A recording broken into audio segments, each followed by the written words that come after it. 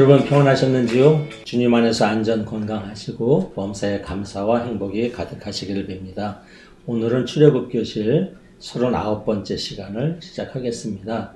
지난 시간에는 출애굽 반전에 대하여 우리가 함께 말씀을 나누었지요. 이스라엘 백성이 금송아지를 만들어서 우상을 섬기니까 하나님께서 나는 너희와 함께 올라가지 않겠다 말씀을 하시죠. 그러니까 모세가 회막에 들어가서 열심히 만남의 장막에서 기도하고 이스라엘 백성들은 몸에서 장신구들을 다 떼어내면서 이제 통곡하고 회개하죠. 그러니까 하느님께서 다시 내가 너희와 함께 올라가겠다라는 말씀을 은혜를 주시죠. 출애굽 반전이 일어났습니다. 여러분 인생의 반전도 마찬가지입니다. 우리가 하나님께 모세처럼 간절히 기도하고 말씀 앞에 설 때 하나님을 만날 때 인생 반전이 일어납니다. 주님과 함께 하셔서 말씀과 함께 하셔서 늘 기도의 자리에 서셔서 인생 반전의 주인공이 되시기를 간절히 바랍니다. 오늘은 하나님께서 모세를 다시 시나이 산으로 오라고 하셔서 두 번째 돌판에다가 하나님의 말씀을 써서 내려보내시는 그런 대목을 우리가 함께 공부하겠습니다. 먼저 출애굽기 34장 1절부터 4절, 10절부터 14절까지의 말씀을 함께 나누시겠습니다.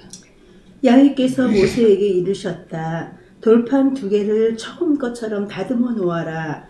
그러면 그 돌판에다 지난번에 내가 깨트린 첫 돌판에 써주었던 글을 내가 다시 새겨주리라. 내일 아침까지 준비해 놓았다가 아침 일찍 시나이 산으로 올라와 산 꼭대기에서 나를 기다리고 서 있어라.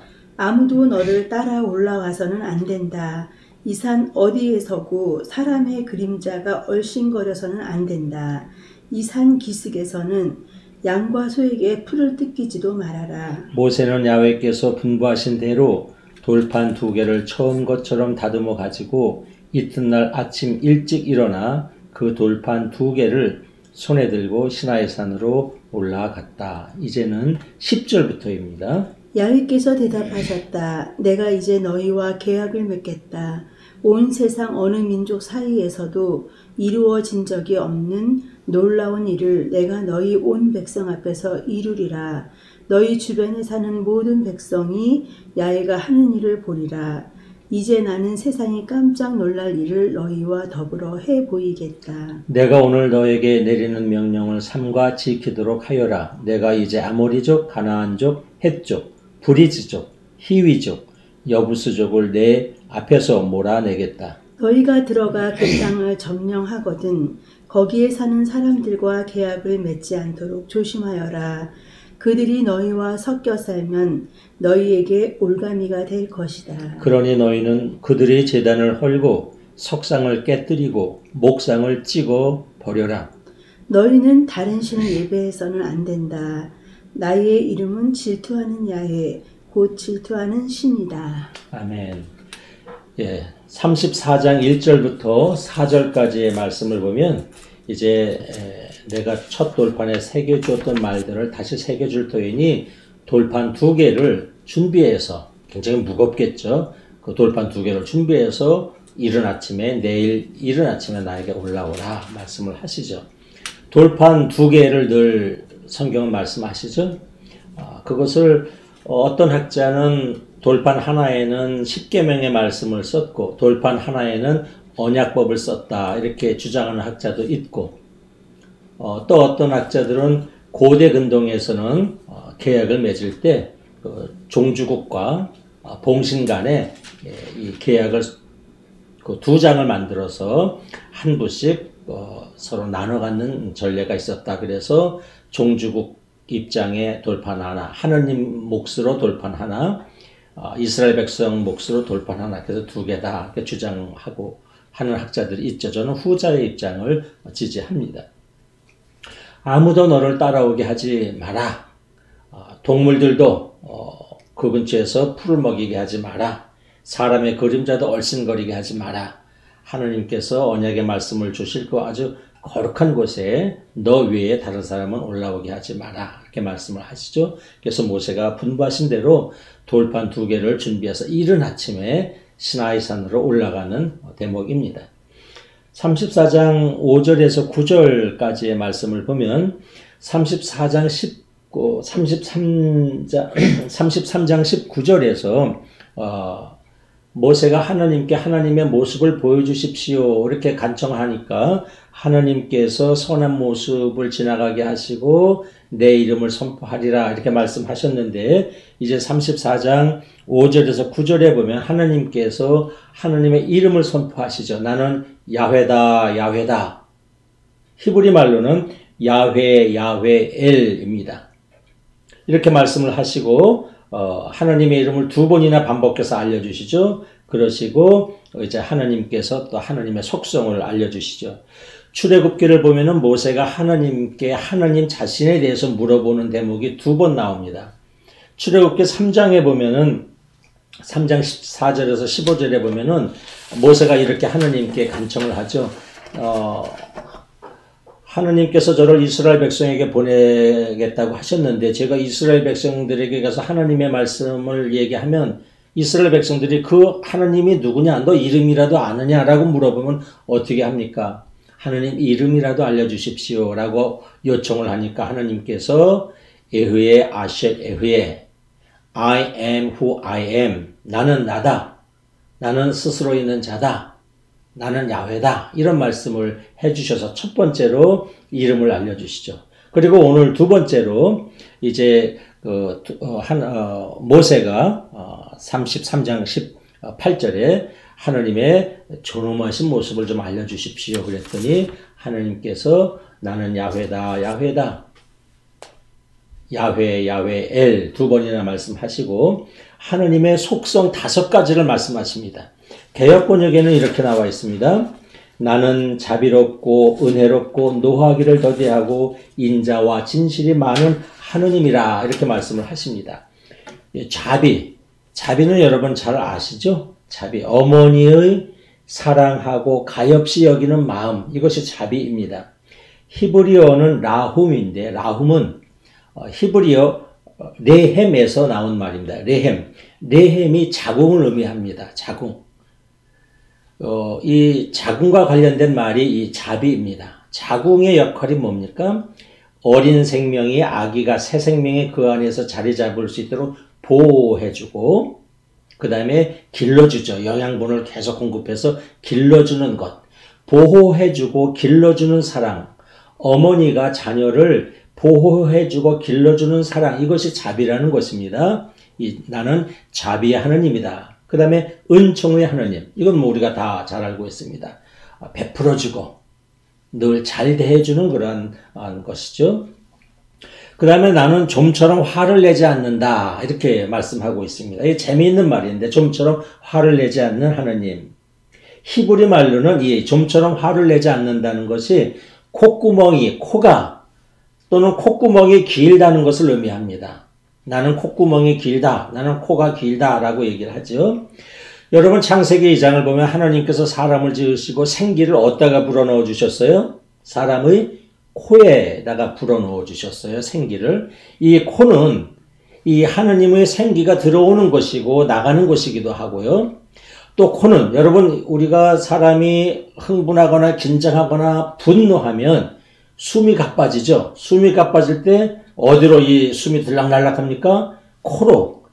이 생기가 들어오고 나가는 곳이 코이기도 하고 이 분노, 화기, 이 분노의 에너지가 들어오고 나가는 것도 이 코입니다. 여러분 코가 길다는 것은 숨을 천천히 이 복식호흡처럼 숨을 이렇게 길게 쉬는 것을 의미합니다. 여러분 우리가 화날 때에 화를 참는 방법은 뭡니까? 복식호흡이죠. 숨을 길게 쉬는 것이죠. 천천히 숨을 길게 쉬면 절대로 맞대응하지 않게 됩니다. 화를 내지 않게 됩니다. 여러분 혹시라도 화날 일이 있으면은 그 순간 바로 알아차리시고 숨을 길게 천천히 쉬십시오. 코가 길게 나는 노하기를 더디하딘다. 하느님이다 하는 것은 바로 이 콧구멍이 길다는 것을 의미합니다. 즉 숨을 길게 들이쉬고 내쉬는 것을 의미하죠. 우리가 그러므로 기도할 때도 마찬가지죠. 여러분 기도할 때 관찰을 해보십시오. 숨이 코가 길어집니다. 숨이 아주 차분하게 천천히 숨을 쉬게 됩니다. 우리가 깊은 명상과 기도에 들어가게 되면 숨이 길어지게 돼요. 코가 길어지게 됩니다. 콧구멍이 길어지게 돼요.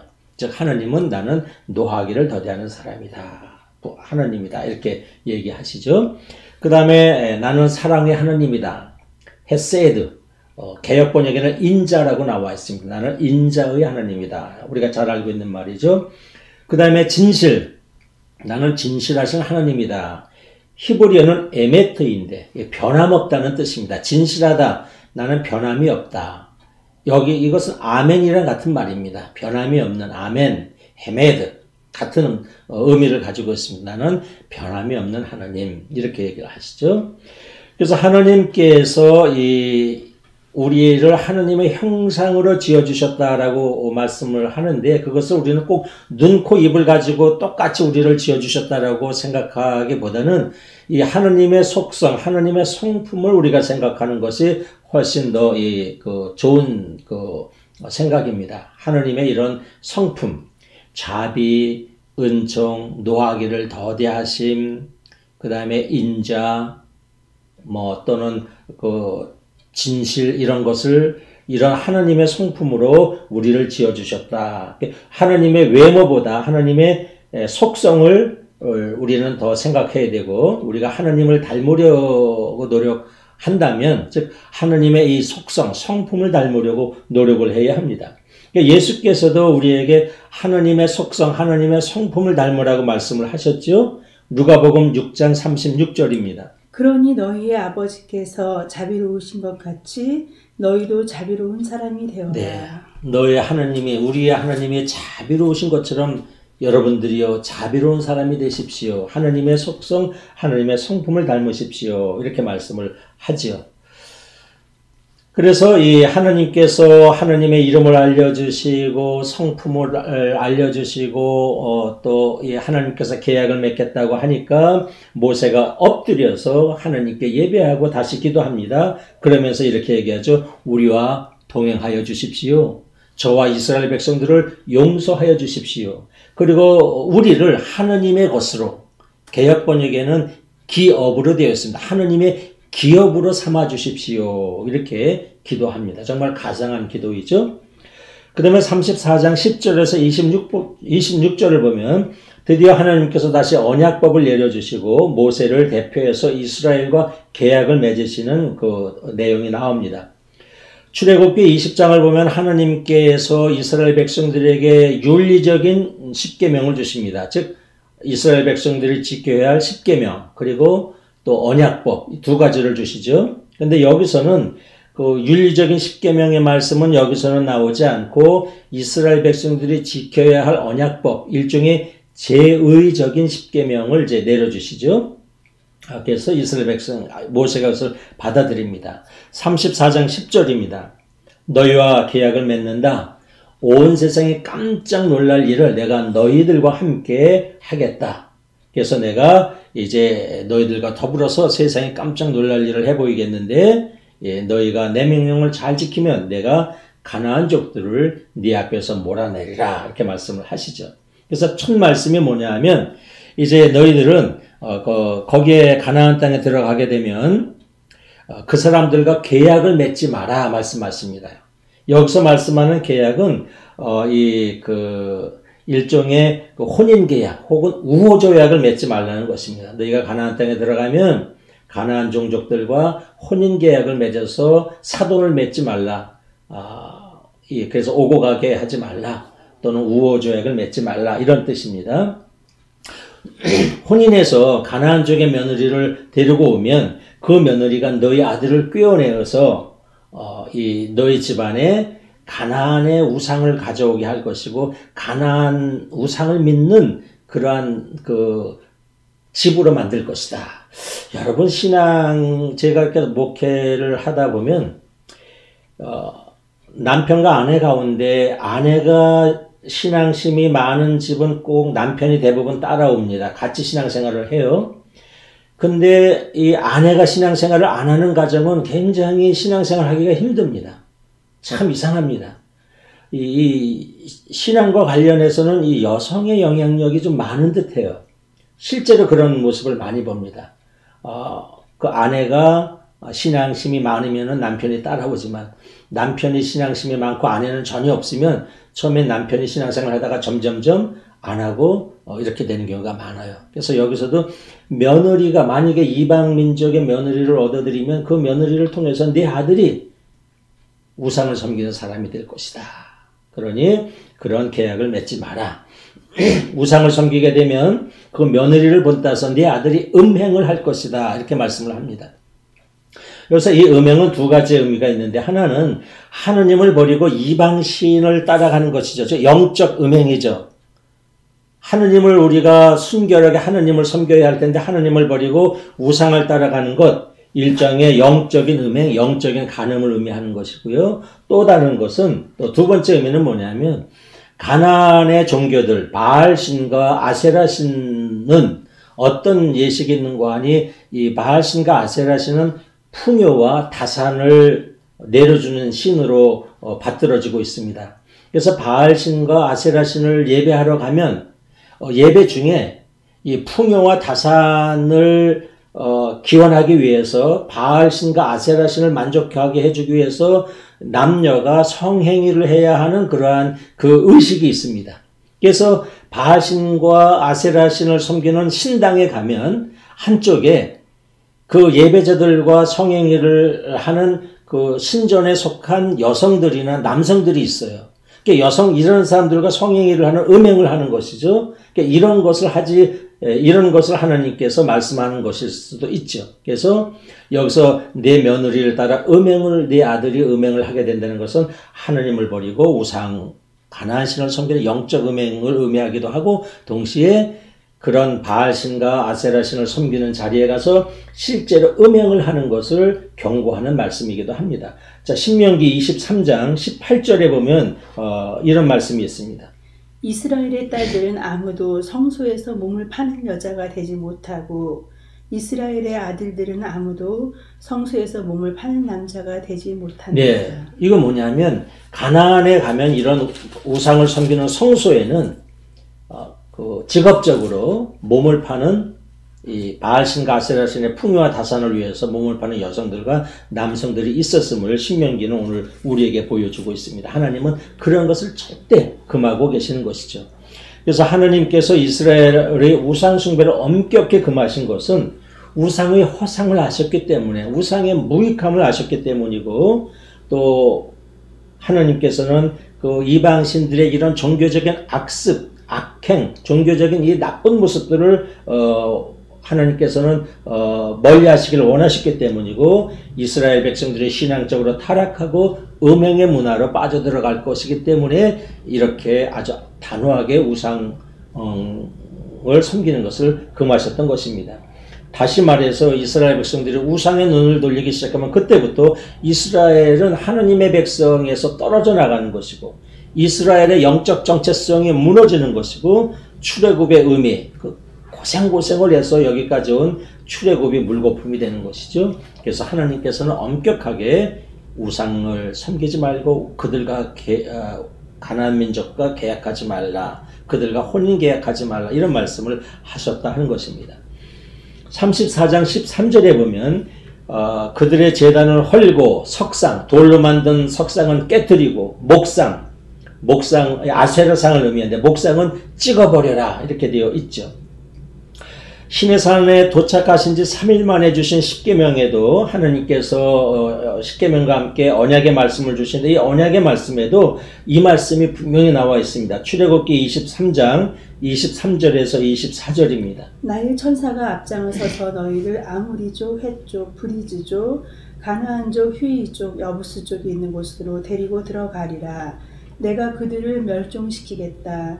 너희는 그들의 신들 앞에 엎드려 그들을 섬기지 말며 그들의 예식을 따라 예배하지도 말아라. 오히려 그들의 신상들을 부수고 석상들을 깨뜨려라. 네. 내가 가나안족을 나의 원수로 삼아서 그들을 내가 멸족시킬 것이다. 그리고 너희는 그들의 신을 섬기지 말고 제단을 허물고 돌우상은 깨뜨려버리고 나무 목상은 찍어버려라. 이렇게 되어 있습니다. 자, 우리는 이 말씀을 어떻게 받아들여야 할 것인가? 글자 그대로 하느님의 말씀으로 받아들여서 오늘날도 이방 종교들 또는 우상의 종교들을 찾아가서 그것을 다 우리가 깨뜨려버리고 이렇게 해야 할 것인가? 지난 10월에 우리 고국의 한 기독교 신자가 경기도의 어떤 불교 사찰에 불을 내서 그 사찰을 전소시켰습니다. 지금 법정에서 재판을 받고 있는데 그는 법정에서 이렇게 말했다고 합니다. 나는 잘못한 것이 없습니다. 나는 우상을 부수고 깨뜨리고 제단을 허물라는 하느님의 계시를 받아서 행한 것입니다. 판사도 검사도 예수 믿으십시오. 그리고 나는 다시 풀려가도 똑같이 행동할 것입니다. 이렇게 얘기를 했다고 합니다. 정도의 차이는 있지만 일부 보수적인 기독교 신자들도 사찰을 찾아가서 망하기를 기도하고 기원하며 땅밟기를 하기도 합니다. 자, 이방 제단을 허물고 석상을 깨뜨리라는 이 말씀을 우리는 어떻게 받아들여야 하는가? 기독교 신자들마다, 목회자들마다, 학자들마다 의견이 여러 가지로 다양합니다.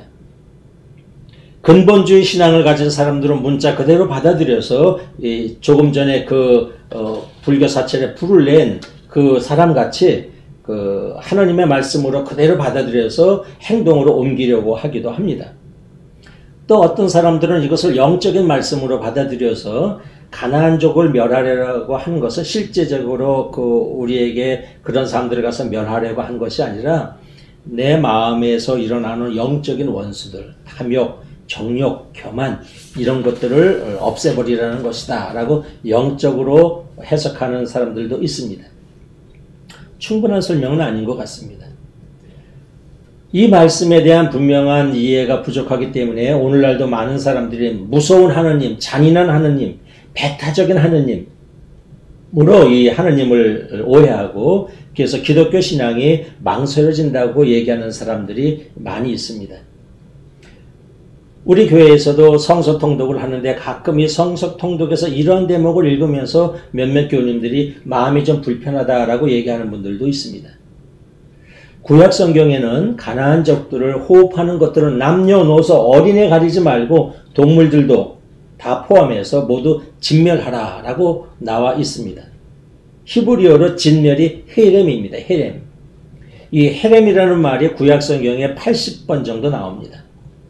자, 이런 말씀을 우리가 어떻게 오늘날 받아들여야 할 것인가? 정말 난제입니다. 난제. 결론부터 말씀드리면 저는 모두 죽이라는, 진멸하라는 이 말씀을 하나님께서 직접 하신 말씀이 아니라고 봅니다. 비록 가나안족들이 우상을 섬기고 도덕적으로 타락하였지만 이들 역시 사랑과 자비의 하나님께서 지으신 하나님의 자녀들입니다. 이렇게 하나님께서 창조하신 하나님의 백성을 하나님께서 아이들까지 진멸하라고 말씀하시지는 않았을 것이라고 저는 이해하고 믿습니다. 지금까지 나오는 학자들의 주장을 정리해보면 이러합니다. 비교종교학적인 차원에서 얘기하면 비교종교학적으로 구약성경에 나오는 이 배타적인 하나님, 잔인한 하나님의 모습은 고대 이스라엘에 있던 자기 부족, 자기 민족만을 지키고 다른 부족을 차별하고 죽이라는 이런 이 배타적인 신과는 고대 이스라엘 사람들이 지녔던 부족신 개념, 즉 트리벌 갓, 부족신 개념에 의한 것이다. 즉 부족신 개념으로 고대 이스라엘의 하나님을 이해한 것이죠. 실제 하나님은 그렇지 않은데 고대 이스라엘 사람들이 하나님을 부족신 개념으로 우리만을 사랑해 주시고 다른 종족은 다 가차없이 죽이는 그런 신으로 이해했다라고 비교 종교학적으로 설명하는 학자들도 있습니다. 또 다른 의견은 신명기에 대한 성서 연구를 통해서 주장하는 이론인데요. 입에서 입으로 구전으로 내려오던 이 구약 성경의 말씀, 그리고 이런 것들이 이제 이스라엘 백성들이 왕국을 나라를 형성하면서 문자로 기록되기 시작을 합니다. 그러다가 이스라엘이 주전 587년에 패망합니다. 바벨론의 그 패망에서 바벨론의 식민지가 되고 많은 이스라엘 백성들이 바벨론으로 끌려가서 포로로 살게 됩니다. 예루살렘 성전은 아주 철저하게 파괴되었습니다. 이스라엘 백성들은 바벨론의 식민지가 되는 나라를 잃어버린 이후에 하느님 안에서 깊이 통회합니다. 신앙적인 이 반성을 합니다. 그리고 그때부터 다시 성경 말씀을 정확하게 기록을 시작하는데 그때 나온 것이 지금 우리가 보고 있는 모세오경입니다. 구약 성경 말씀이 포로기를 통해서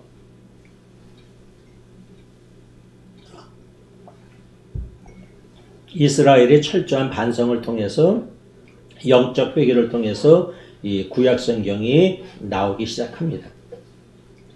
이때에 이스라엘이 영적 반성을 할 때 신앙에 대한 그 통일을 하면서 나온 것은 뭐냐면 우리 이스라엘이 북왕국이나 남왕국 때부터 우상을 섬겨서 하느님의 뜻에 벗어나서 이스라엘이 멸망한 것이다 라고 결론을 냅니다. 이것이 이제 신명기의 역사관입니다. 신명기 역사관을 가진 그런 사람들이죠.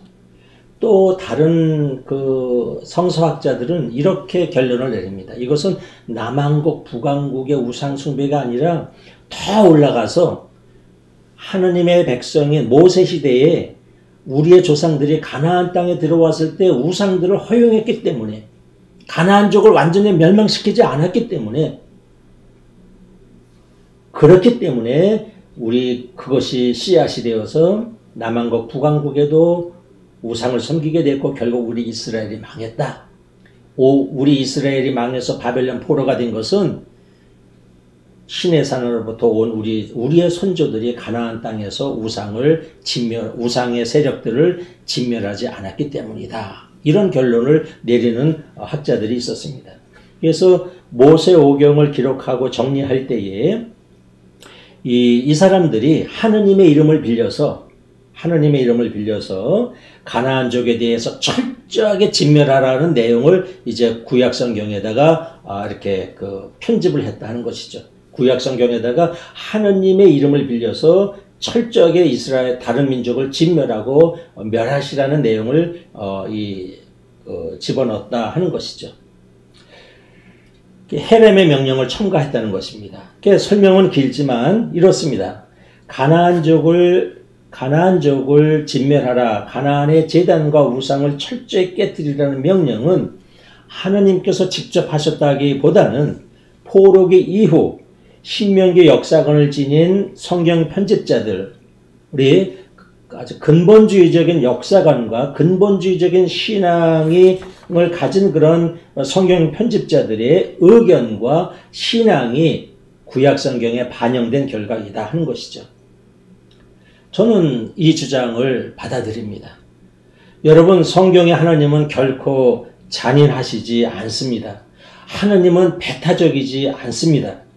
34장 6절에서 하나님께서 당신의 속성을 말씀해 주시죠. 나는 자비로운 하나님이다. 나는 은총의 하나님이다. 나는 노하기를 더디하는 하나님이다. 나는 인자한 하나님이다. 진실한 하나님이다. 라고 말씀합니다.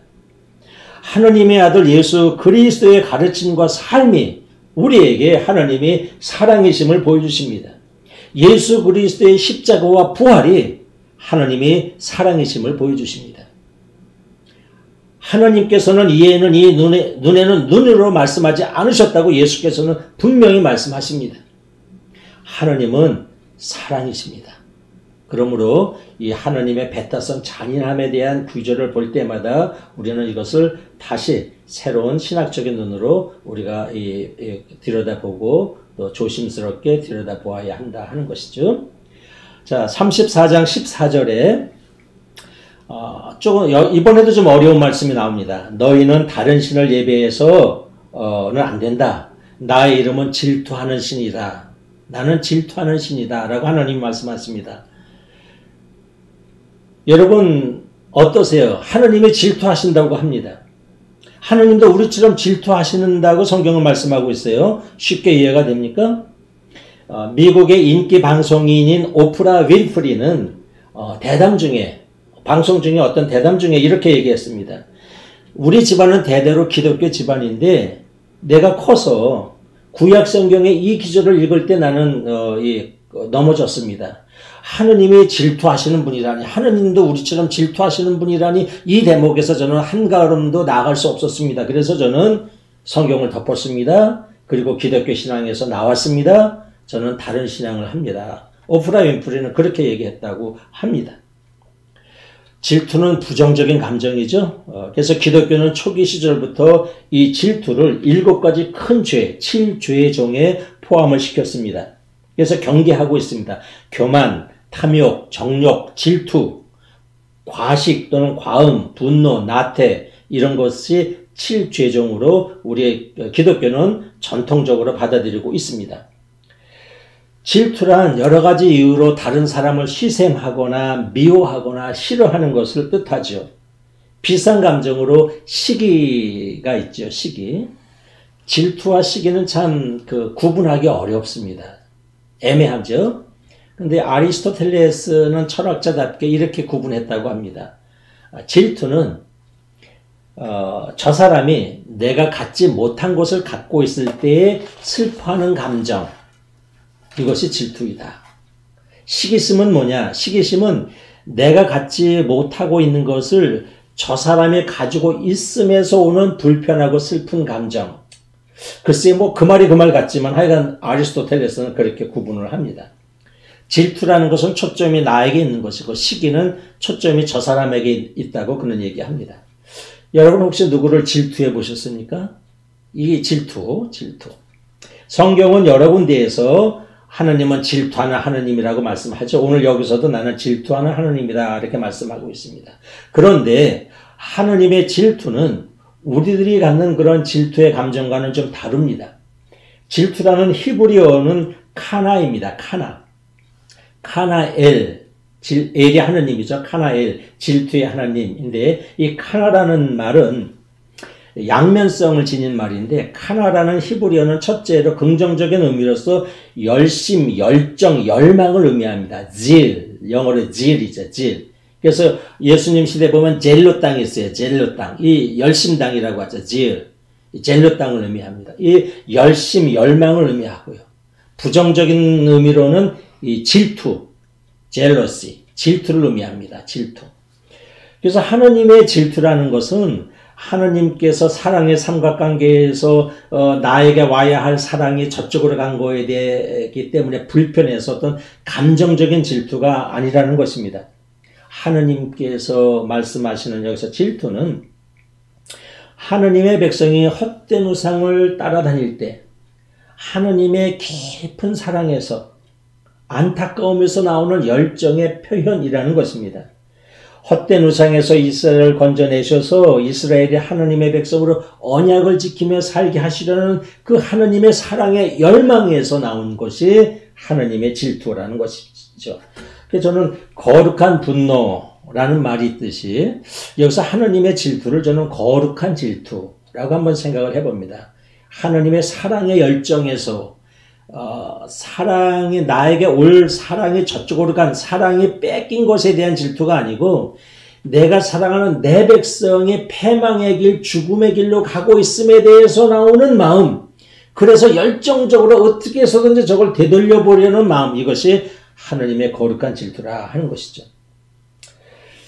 이 하느님의 질투라는 말에서 우리는 또 이렇게 생각해 볼 수 있습니다. 여러분 언제 질투가 나오죠? 누가 내가 갖고 있기 싫은 나에게도 이 짐이 되는 쓰레기를 누가 가져갈 때 여러분 질투의 감정이 나옵니까? 그러지 않죠?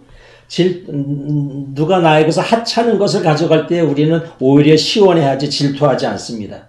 질투는 나에게 소중한 사람, 어떤 소중한 마음, 소중한 우정, 소중한 친구, 소중한 명예, 나의 소중한 그 어떤 것을 누가 가져갈 때 그때 우리는 질투를 하게 됩니다. 하나님이 나로 인해서 질투하신다는 것은 뒤집어 보면 뭡니까? 하나님은 나를 소중한 사람으로 여기신다는 겁니다. 하나님께서 나라는 이 사람 하나 때문에, 나라는 존재 때문에 하나님이 질투를 느끼신다는 겁니다. 여러분 다 쓴 볼펜 껍질 누가 가져갈 때 질투 안 느끼죠? 여러분 하나님이 나 때문에 질투를 느끼신다는 겁니다. 여러분 깊이 묵상해 보십시오.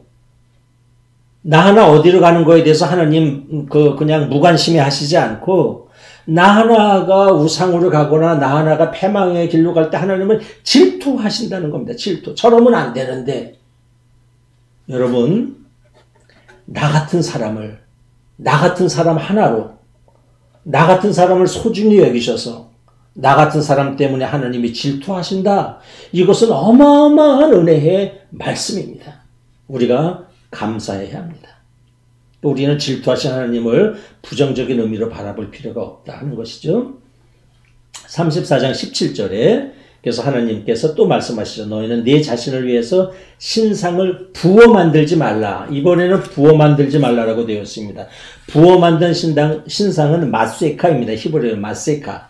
여러분 신상을 만드는 방법이 여러 가지가 있는데 나무나 돌은 쪼아서 만들죠. 쪼아서 어떤 형상을 만들죠. 이건 새긴 우상이라 그럽니다. 출애굽기 20장에는 새겨 만든 우상을 만들지 말라라고 되어 있는데 오늘 34장 17절에는 이번에는 부어 만든 신상, 주물로 뭘 부어 만드는 신상을 만들지 말라. 신상의 종류를 다 말씀하고 있죠. 그 다음에 34장 18절에서 28절에는 이제 여러 가지 제약들이 나오는데 이것은 출애굽기 23장에서 한 말씀과 거의 대동소이합니다. 그냥 넘어갑니다. 그 다음에 34장 27절에서 28절을 보면 이제 10계명을 기록했다는 대목이 나오는데 34장 28절에 보면 그는 계약의 조문들은 10계명을 기록하였다라고 되어 있는데 이 그는 영어로 he죠. 이 그는을 누구라고 해석하느냐에 따라서 번역이 다릅니다.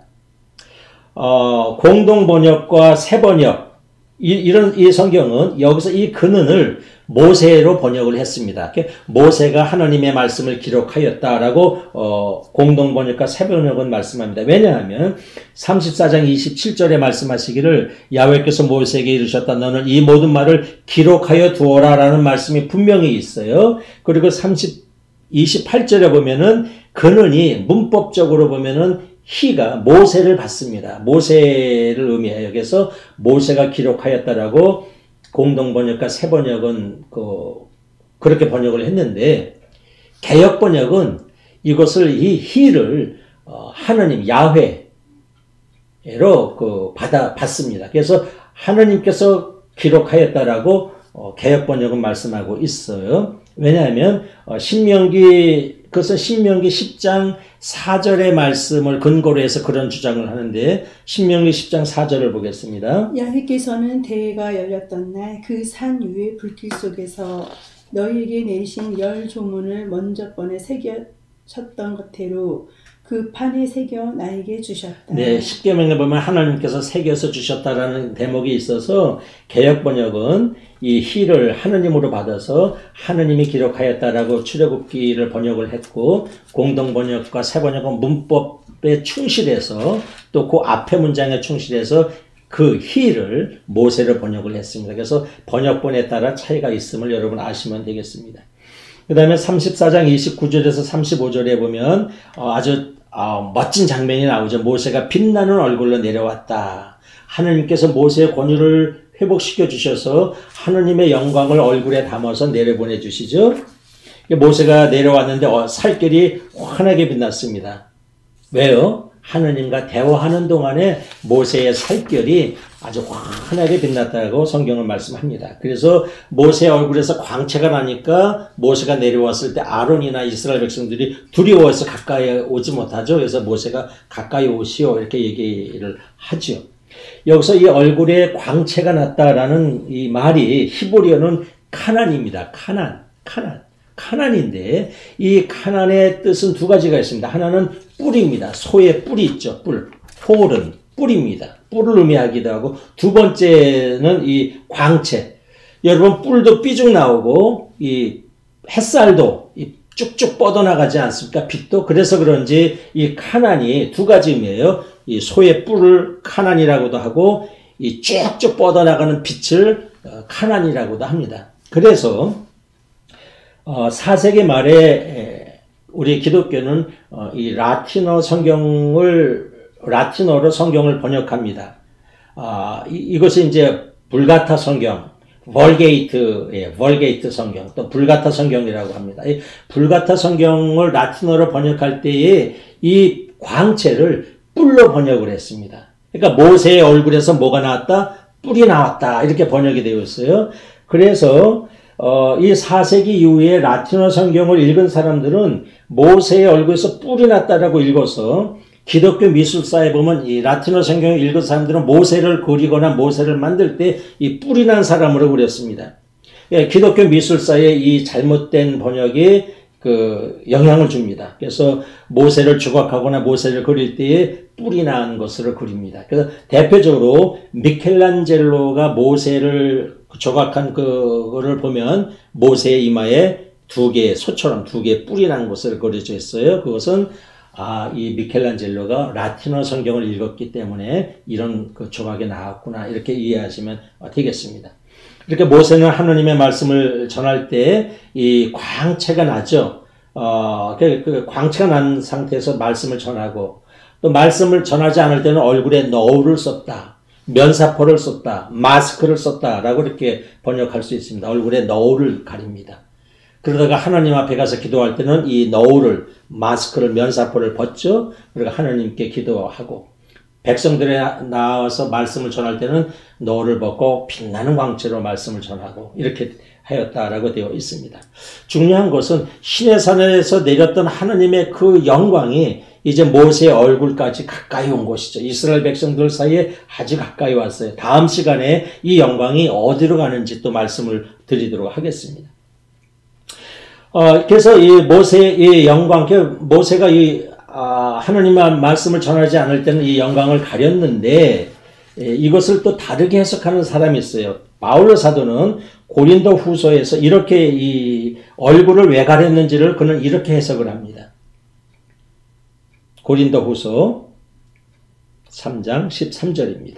우리는 모세처럼 자기 얼굴에서 광채가 완전히 사라지는 것을 이스라엘 백성들에게 보이지 않으려고 너울로 얼굴을 가리는 것 같은 일은 하지 않습니다. 네, 바울로 사도는 왜 그런지 좀 부정적으로 해석을 했어요. 모세가 얼굴에서 광채가 사라지는 것을 감추려기 위해서 너울을 썼다라고 부정적인 해석을 했는데 저는 그것은 좀 부정적인 해석이라고 생각이 듭니다. 하여간 모세는 하나님의 일에는 얼굴의 광채를 드러내고 사적인 일에는 너울을 가려서 이 광채를 덮었다라고 성경은 말씀하고 있습니다. 자, 신약성경에 보면 하나님께서 변화산상에서 예수님의 얼굴에 빛을 내려주신 사건을 우리는 알고 있죠? 누가복음 9장 28절에 보면 하나님께서 변화산상에서 예수님의 얼굴과 옷을 환하게 이렇게 빛나게 해주셨습니다. 예수님의 모습이 눈부시게 빛을 발하셨습니다. 예수께서는 나는 세상의 빛이다 라고 요한복음에 말씀하셨어요. 그래서 나를 따라오는 사람은 어둠 속을 걷지 않고 생명의 빛을 얻을 것이다 하셨는데, 이 요한복음은 예수님을 빛이라고 말씀을 하고 있고요. 또 예수께서 우리에게도 놀라운 말씀을 주셨어요. 마태복음 5장 14절에 너희는 세상의 빛이다 라는 말씀을 주셨습니다. 여러분, 우리가 모세처럼 하나님과 함께하면, 기도하면, 말씀 안에 거하면 우리에게도 내면에서 빛이 나옵니다. 우리는 달처럼 빛을 비추는 하느님의 자녀 크리스천이 되어야 합니다. 우리 자리에서 일어나 빛이신 주님으로부터 오는 이 진리의 빛, 사랑의 빛, 평화의 빛을 우리는 세상에 비추어야 합니다. 자, 말씀을 마칩니다. 모세는 두 번째 증거판을 들고 빛나는 얼굴로 내려왔습니다. 하느님의 영광이 시내산에서 모세의 얼굴로 내려왔습니다. 하느님은 모세에게 하느님의 속성을 알려주시죠. 예수께서도 우리에게 이 하느님의 속성, 하느님의 성품을 닮으라고 말씀하십니다. 그러므로 우리는 늘 기도 가운데 이 하느님의 성품을 담도록 우리는 노력하고 기도해야 합니다. 오늘 성경은 우상을 찍어버리라, 다른 신을 섬기지 말라라고 말씀합니다. 내 마음에, 내 주위에 하느님의 아닌 것, 우상에 눈길 주지 말아야 합니다. 우리는 마음을 다하고 뜻을 다하고 힘을 다해서 하느님만을 섬기고 사랑해야 합니다. 하느님과 대화하는 동안 모세의 얼굴에 빛이 났습니다. 빛. 예수께서는 우리에게도 너희는 세상의 빛이 되라 말씀하셨습니다. 깊은 기도와 말씀과 함께하는 삶을 통해서 주님께서 주시는 말씀의 빛, 사랑의 빛, 진리의 빛, 이것을 세상에 비추는 저와 여러분이 되기를 주의 이름으로 축원합니다. 성부와 성자와 성령의 이름으로 말씀드렸습니다.